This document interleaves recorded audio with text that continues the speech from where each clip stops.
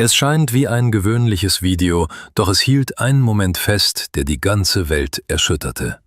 Was dieses Mädchen mit dem Hengst tat, verschlug jedem die Sprache. Seitdem ist diese erstaunliche Szene viral gegangen und man muss sie gesehen haben, um es zu glauben. Emily Carver und ihr Vater Tom kamen am frühen Morgen im Herzen des ländlichen Montana an. In der kleinen Stadt Westridge herrschte reges Treiben wegen des jährlichen Pferdemarktes. Die Westridge Horse Fair markierte traditionell das Ende des Sommers und zog Zuschauer sowie Teilnehmer aus allen umliegenden Bezirken an. Emily, ein 16-jähriges Mädchen mit kastanienbraunem Haar und einer für ihr Alter ungewöhnlichen ruhigen Zuversicht, stand in diesem Jahr im Mittelpunkt des Interesses. Dank ihrer tiefen Verbundenheit zu Pferden war sie in lokalen Kreisen bereits fast legendär.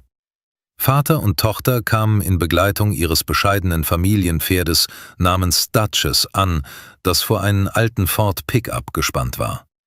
Als sie an einem provisorischen Gehege saßen, fiel Emilys Blick auf einen neuen Teilnehmer der Messe, einen prachtvollen, kohlschwarzen Hengst namens Chief, der für sein unkontrollierbares Temperament bekannt war. Sein Besitzer, Hank Myers, gab sich alle Mühe, Chief unter Kontrolle zu halten, als sie sich der Arena näherten. In einem Anflug von Frustration rief Hank lautstark in die Menge, dass er Chief jedem verkaufen würde, der mutig genug sei, mit ihm fertig zu werden. Seine Worte, halb Scherz, halb Verzweiflung, hingen in der Luft und erreichten Emilys Ohren. Ohne eine Sekunde zu zögern, ging sie mit einem ruhigen, aber entschlossenen Gesichtsausdruck auf Hank zu. »Mr. Myers, ich würde es gerne versuchen«, sagte sie mit fester Stimme, trotz des Raunens, das durch die Menge ging. Die Skepsis der Umstehenden war offensichtlich. Schließlich hatte Chief schon erfahrenere Reiter als Emily abgeworfen. Hank spöttelte über den Vorschlag und musterte Emilys zierliche Gestalt herablassend. »Das ist kein Spiel, junge Dame. Chief ist nichts für Schulmädchen.« Unerwartet schaltete sich Emilys Vater ein, der stolz auf die Fähigkeiten seiner Tochter war und seine übliche Vorsicht überwand. »Lass es sie versuchen, Hank. Wenn sie mit Duchess fertig wird, dann wird sie auch mit deinem Hengst fertig«, forderte Tom ihn heraus und legte Emily ermutigend den Arm um die Schulter. Hank willigte widerwillig ein. Als Emily sich Chief näherte, hielt die Menge den Atem an. Anstatt sofort in den Sattel zu steigen, stand Emily lange Zeit einfach nur neben Chief, streckte die Hand aus und ließ ihn an ihrem Geruch schnuppern. Ihre ungewöhnliche Ruhe und Geduld gegenüber dem Pferd lösten neugieriges Geflüster aus. Der unerwartete Moment geschah, als Emily entgegen aller Erwartungen geschickt und ohne Sattel auf Chiefs Rücken sprang. Die Menge stockte, als Chief stieg und mit seinen gewaltigen Beinen in die Luft schlug. Doch Emily ließ nicht locker und flüsterte ihm so leise ins Ohr, dass nur Chief ihre Stimme hören konnte. Allmählich entspannte sich seine Muskulatur und seine Hufe setzten sanft auf dem Boden auf. Nun, auf Chiefs Rücken sitzend, führte Emily ihn zum Hauptplatz des Wettbewerbs. Die anfängliche Skepsis der Menge wich ehrfürchtigem Staunen, als Chief auf Emilys subtile Befehle reagierte und komplexe Dressurmanöver ausführte, die Hank nie mit ihm gelungen waren. Alle waren schockiert, als ein lokaler Blogger, der die Messe live übertrug, jeden Moment von Emilys Auftritt festhielt. Während Emily und Chief in unerwarteter Harmonie zusammentanzten, verbreitete sich das Video in allen sozialen Netzwerken und sammelte jede Minute tausende Aufrufe. Als Emily abstieg, brach die Menge in Applaus aus, nicht nur für ihre Tapferkeit, sondern auch für die wunderbare Interaktion, die sie mit einem so schwierigen Pferd gezeigt hatte. Hank trat auf sie zu, in seinem Gesicht mischte sich Ungläubigkeit mit neu gewonnenem Respekt. »Mädchen, du hast eine Gabe«, gab er widerwillig zu und reichte ihr die Hand. Die Wendung wurde offenbart, als Emilys Telefon mit einer Benachrichtigung über den Livestream klingelte. Das Video mit dem Titel »Junges Mädchen zähmt wilden Hengst« war bereits populär geworden und aus der ganzen Welt gingen Kommentare ein, die ihr Können und ihren Mut priesen. Als Emily und ihr Vater nach Hause zurückkehrten, hatte das Video von der Zähmung bereits eine atemberaubende Anzahl an Aufrufen gesammelt. Anfangs waren die Kommentare überwiegend positiv und feierten sie als Wunderkind der Pferdedressur. Emilys Geschichte vom unerwarteten Erfolg schien über Nacht zur Sensation zu werden, doch die öffentliche Meinung ist wankelmütig und änderte sich bald. Am nächsten Morgen löste ein kritischer Kommentar eines bekannten Experten für Pferdeethik einen Sturm der Entrüstung aus. Obwohl das Talent des Mädchens unbestreitbar ist, muss man die Methoden hinterfragen, die in einer so kurzen Zähmungssitzung angewendet wurden. Das ist keine Magie, das ist entweder gestellt oder ein potenziell gefährliches Training, das zur Schau gestellt wurde. Dieser Kommentar säte Zweifel und löste eine heftige Diskussion in den sozialen Medien aus. Während sich das Video weiter verbreitete, griffen große Nachrichtenagenturen die Geschichte auf, nicht nur wegen des Spektakels, sondern um die Ethik viraler Videos über Tiertraining zu diskutieren. Sie luden Experten ein, um über den potenziellen Stress und die langfristigen Folgen für Pferde zu sprechen, die plötzlichem Ruhm und intensivem Training ausgesetzt sind. Emily beobachtete mit schwerem Herzen, wie sich ihr Triumph in einen Skandal verwandelte. Unterdessen wurde auch Emilys Schulleben komplizierter. Geflüster verfolgte sie auf den Fluren. Einige Mitschüler vergötterten ihren neuen Ruhm, andere ärgerten sich darüber.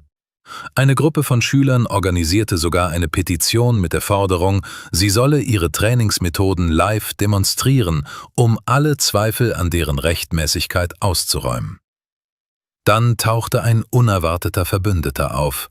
Ein bekannter Reitlehrer aus einem benachbarten Bundesstaat kontaktierte Emily und bot ihr Unterstützung und Anleitung an.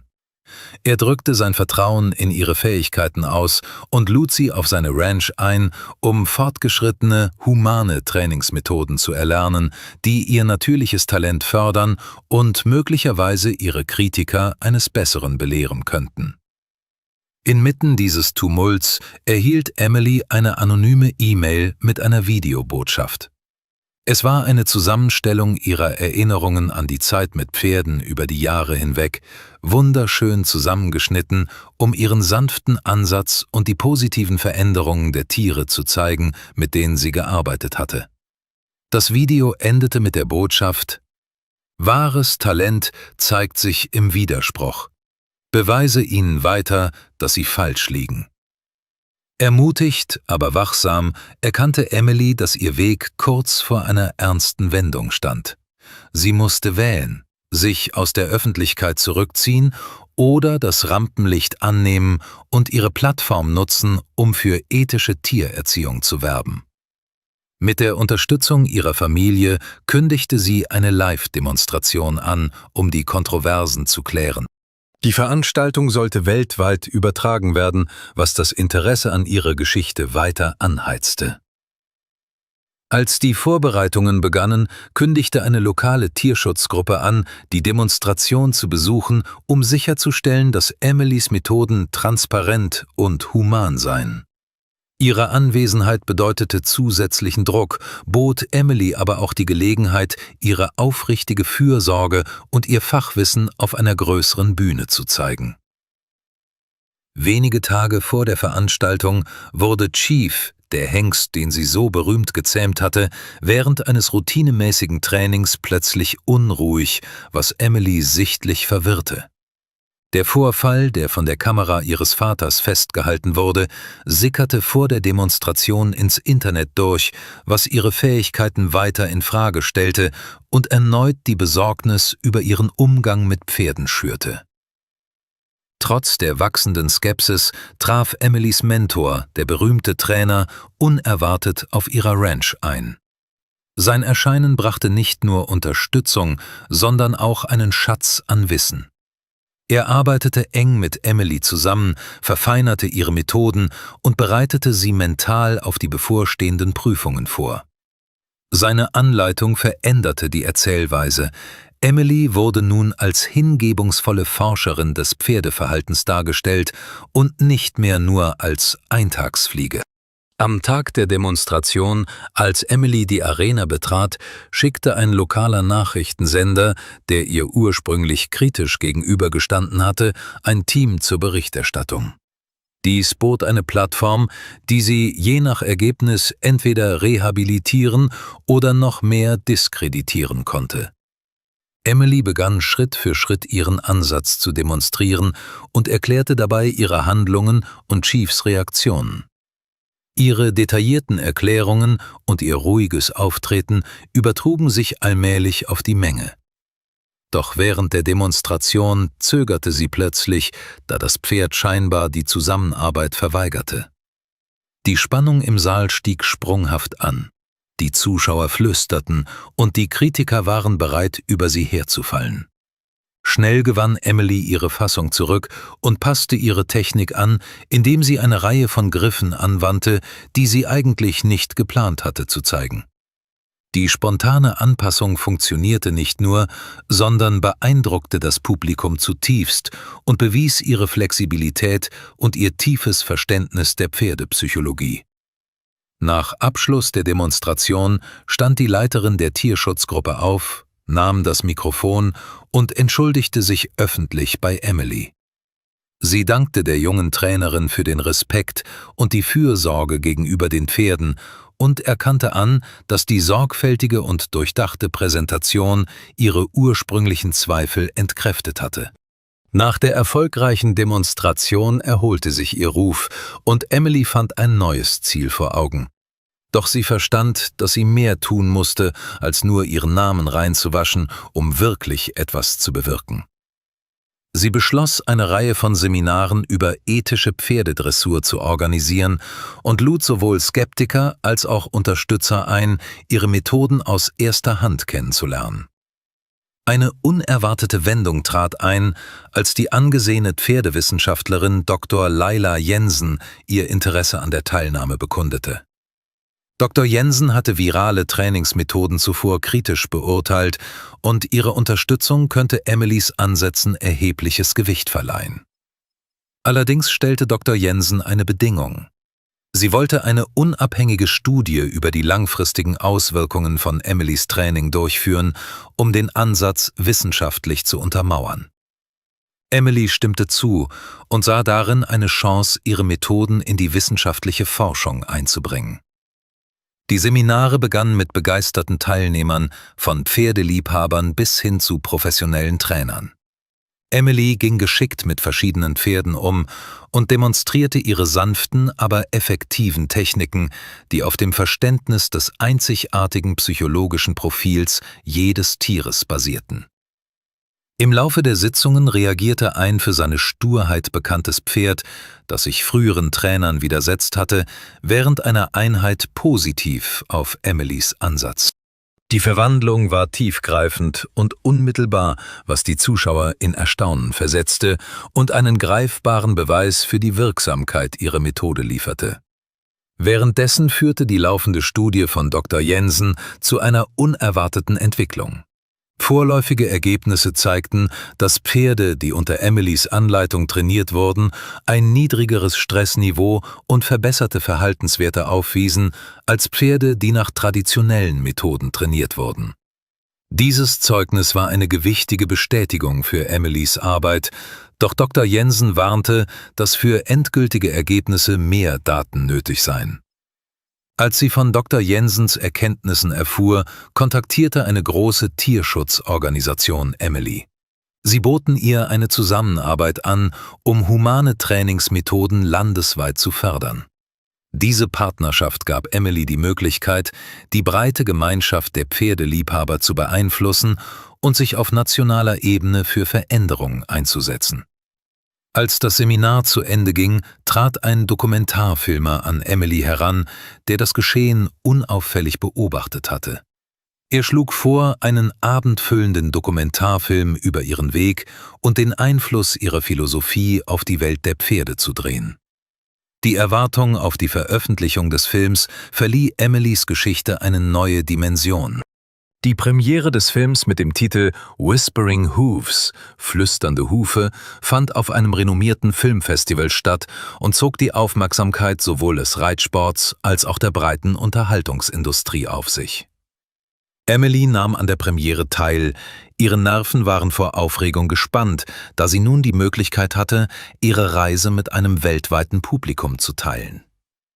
Während der Fragerunde nach der Premiere forderte ein bekannter Reitlehrer aus Europa Emily öffentlich heraus und stellte die Skalierbarkeit ihrer Methoden für größere Trainingsanlagen in Frage. Seine Skepsis löste eine hitzige Diskussion im Publikum aus, spaltete die Meinungen und sorgte für einen Medienrummel. Als Reaktion lud Emily den Skeptiker mit kühler Gelassenheit zu einer öffentlichen Demonstration im nächsten Monat ein. Sie schlug vor, mehrere Pferde aus verschiedenen Ländern zu trainieren, um die Anpassungsfähigkeit und Wirksamkeit ihrer Methoden zu beweisen. Diese offene Herausforderung bestätigte nicht nur ihr Selbstvertrauen, sondern steigerte auch das Interesse an ihrer Methodik.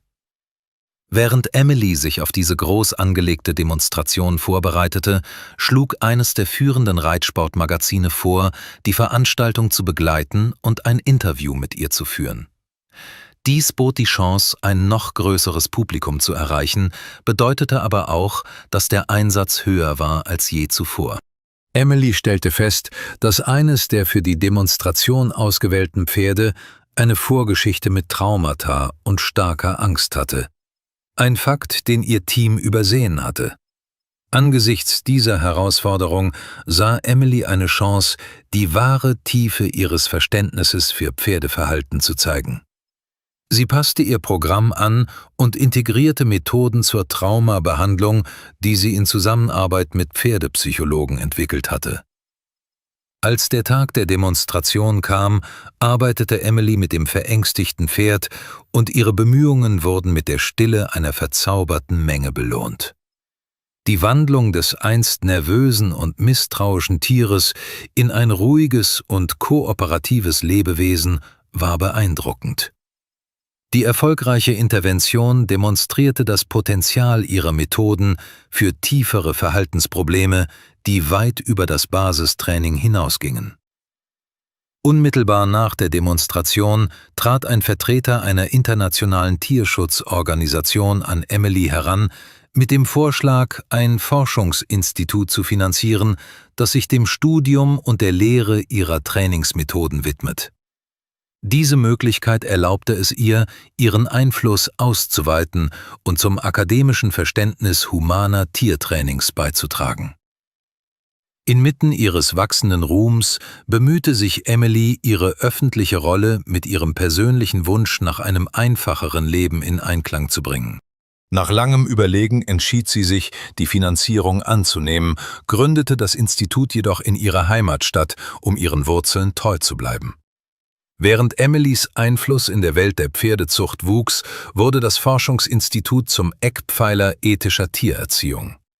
Die Eröffnung der Einrichtung war für eine feierliche Zeremonie geplant, bei der die einflussreichsten Köpfe der Veterinärmedizin und Tierpsychologie zusammenkommen sollten. Doch während die Vorbereitungen liefen, tauchten unvorhergesehene Probleme auf, die sicherstellten, dass Emilys Reise so dynamisch wie eh und je blieb. Nur wenige Wochen vor der Eröffnung zog ein großer Gönner unerwartet seine Finanzierung zurück und nannte den wirtschaftlichen Abschwung als Grund. Diese Finanzkrise drohte die Eröffnung auf unbestimmte Zeit zu verschieben. Emily ließ sich jedoch nicht beirren. Sie startete eine Crowdfunding-Kampagne, teilte ihre Vision mit der Öffentlichkeit und war überwältigt von der allgemeinen Unterstützung. Die Mittel wurden schnell aufgestockt, was nicht nur das Defizit deckte, sondern auch zusätzliche Ressourcen bereitstellte. Während sich das Institut auf die Neueröffnung vorbereitete, schlossen Emily und ihr Team eine bahnbrechende Studie ab, die signifikante Verbesserungen bei der Rehabilitation misshandelter Pferde zeigte. Die Studie wurde zur Veröffentlichung in einer angesehenen wissenschaftlichen Fachzeitschrift angenommen, ein Beleg für den potenziellen Einfluss des Instituts auf das Tierwohl. Bei der Live-Demonstration während der Eröffnungszeremonie wurde ein Pferd gezeigt, das Emily über Monate hinweg persönlich rehabilitiert hatte. Es zeigte unglaubliche Fortschritte und trat zum ersten Mal vor Publikum auf, ohne Anzeichen von Angst. Diese lebendige Erfolgsgeschichte verdeutlichte die Mission und die Fähigkeiten des Instituts und sicherte weitere akademische und finanzielle Unterstützung durch verschiedene Organisationen. Doch mit der wachsenden Popularität des Instituts sah sich Emily dem Druck ausgesetzt, ihren Erfolg in größerem Maßstab und in verschiedenen Umgebungen zu wiederholen. Kritiker zweifelten daran, dass ihre Methoden universell auf alle Trainingsszenarien anwendbar seien. Als Antwort initiierte Emily eine Reihe von Kooperationsprojekten mit internationalen Ausbildungszentren, um ihre Methoden unter verschiedenen Bedingungen zu testen und anzupassen, mit dem Ziel, ein universell anwendbares Trainingsmodell zu schaffen. Während einer regelmäßigen Überprüfung der Institutsprogramme erkannte Emily das Potenzial, ihre Methoden nicht nur auf Pferde, sondern auch auf andere Tierarten auszuweiten. Inspiriert begann sie, eine neue Abteilung im Institut aufzubauen, die auf die breitere Anwendung ihrer Prinzipien des humanen Trainings ausgerichtet war. Mit Emilys wachsendem Ruf zogen ihre Methoden die Aufmerksamkeit von Spezialisten weit über Reitsportkreise hinaus auf sich. In Anerkennung ihres einzigartigen Ansatzes trat eine führende zoologische Gesellschaft mit einem bahnbrechenden Vorschlag an sie heran. Sie luden sie ein, ihre Methoden in einem Pilotprogramm zur Rehabilitation geretteter Wildtiere anzuwenden, insbesondere solcher, die unter illegaler Wilderei und Handel gelitten hatten. Zuerst zögerte Emily, sah dann aber die Chance, die Universalität ihrer Methoden zu testen. Sie stimmte zu, ein Team zu leiten, das mit der Rehabilitation einer Gruppe traumatisierter Elefanten beauftragt war, die vor Wilderern in Afrika gerettet worden waren. Das Projekt war aufgrund der Größe der Elefanten, ihrer Intelligenz und ihrer tiefen psychologischen Traumata eine enorme Herausforderung. Emily reiste in ein Wildschutzgebiet in Kenia und tauchte in eine völlig neue Umgebung ein, in der der Einsatz deutlich höher war. Während ihres Aufenthalts in Kenia lernte Emily Dr. Samira Muwangi kennen, eine Tierärztin, die Emilys Methoden anfangs skeptisch gegenüberstand und fürchtete, sie könnten komplexe Probleme zu sehr vereinfachen. Nachdem sie jedoch Emilys respektvollen und geduldigen Umgang mit den Elefanten erlebt hatte, wurde Samira zu einer wichtigen Verbündeten. Sie steuerte wissenschaftliche Erkenntnisse bei, die Emilys intuitive Methoden verfeinerten und traditionelles Wissen mit moderner Wissenschaft verbanden. Gerade als sich bei den Elefanten Fortschritte abzeichneten, wurde das Schutzgebiet von Wilderern bedroht, die versuchten, das Projekt zu sabotieren, aus Angst, der Erfolg könnte zu strengeren Anti-Wilderei-Gesetzen führen. Eines Nachts kam es zu einem Eindringversuch, der jedoch dank neuer Sicherheitsmaßnahmen, die auf Emilys Vorschlag hin eingeführt worden waren, vereitelt wurde. Dennoch versetzte dieser Vorfall das Team in Alarmbereitschaft und warf einen Schatten auf die Sicherheit des Reservats. Die Nachrichten über den Sabotageversuch und den Erfolg des Rehabilitationsprogramms erregten internationale Aufmerksamkeit. Emilys Geschichte handelte nun nicht mehr nur von Pferdedressur, sondern von ihrem breiteren Kampf gegen Wildtierkriminalität. Ihre Arbeit führte zu einer Einladung, vor den Vereinten Nationen zu sprechen, wo sie sich für eine globale Politik zum Schutz von Wildtieren einsetzte und ihre Ideen zur Rehabilitation von Tieren teilte. Inspiriert von ihren Erfahrungen auf globaler Ebene entschied Emily, den Tätigkeitsbereich ihres Instituts zu erweitern und eine Abteilung für die Wiederherstellung von Wildtierbeständen zu gründen. Sie startete ein Bildungsprogramm, das Naturschützer weltweit mit Hilfe von Virtual Reality Technologie in ihren Methoden schult, in dem verschiedene Wildtierszenarien simuliert werden. Diese Initiative weitete nicht nur ihren Einfluss aus, sondern setzte auch einen neuen Standard für die Tierpflege und Rehabilitation weltweit. 6 Monate nach der Gründung des Wildtierprogramms trat eine internationale Naturschutzbehörde mit einer ungewöhnlichen Bitte an Emily heran. Sie benötigten ihre Hilfe bei einer kleinen Gruppe von Grauwölfen, die in einen Nationalpark im pazifischen Nordwesten umgesiedelt worden waren. Diese Wölfe, die für das ökologische Gleichgewicht entscheidend sind, zeigten unerwartete Anzeichen von Aggression und Stress, was das Wiederansiedlungsprogramm gefährdete. Trotz ihrer enormen Erfahrung mit Haus- und Halbwildtieren stellten die Wölfe eine neue Herausforderung dar. Ihre wilde Natur und die kritische Einstellung der Öffentlichkeit zum Programm erschwerten die Situation zusätzlich. Getrieben von ihrem Engagement für den Tierschutz und die Wiederherstellung von Ökosystemen nahm sie die Aufgabe an. Bei ihrer Ankunft stieß Emily auf Widerstand, nicht von Seiten der Naturschützer, sondern von lokalen Ranchern, die besorgt über die Bedrohung ihres Viehbestands durch die Wölfe waren. Ihre Anwesenheit und Absichten wurden missverstanden, was zu einer Konfrontation führte, die das Projekt zu sprengen drohte. Emily musste diese menschlichen Konflikte bewältigen und gleichzeitig auf ihre Ziele in Bezug auf das Tierverhalten fokussiert bleiben. Um das Verhalten der Wölfe besser zu verstehen, ohne auf invasive Maßnahmen zurückzugreifen, arbeitete Emily mit einem Technologie-Start-up zusammen, das auf Wildtiermonitoring mittels nicht-invasiver Drohnen und KI-Analyse spezialisiert war. Diese Technologie ermöglichte beispiellose Einblicke in die Sozialstruktur der Wölfe und die Stressfaktoren, was es Emily erlaubte, ihren Ansatz effektiver als je zuvor anzupassen. Als die Situation mit den Ranchern eskalierte, tauchte ein bekanntes Gesicht auf, um Unterstützung zu bieten. Dr. Samira Mwangi, inzwischen eine angesehene Persönlichkeit im Bereich des Wildtierschutzes. Samira nutzte ihren Einfluss und ihre Erfahrung, um zwischen Emily und den Ranchern zu vermitteln und organisierte öffentliche Versammlungen, um über den ökologischen Nutzen der Wölfe aufzuklären. Ihre Beteiligung half dabei, die öffentliche Meinung zu ändern und ehemalige Gegner in vorsichtige Unterstützer zu verwandeln.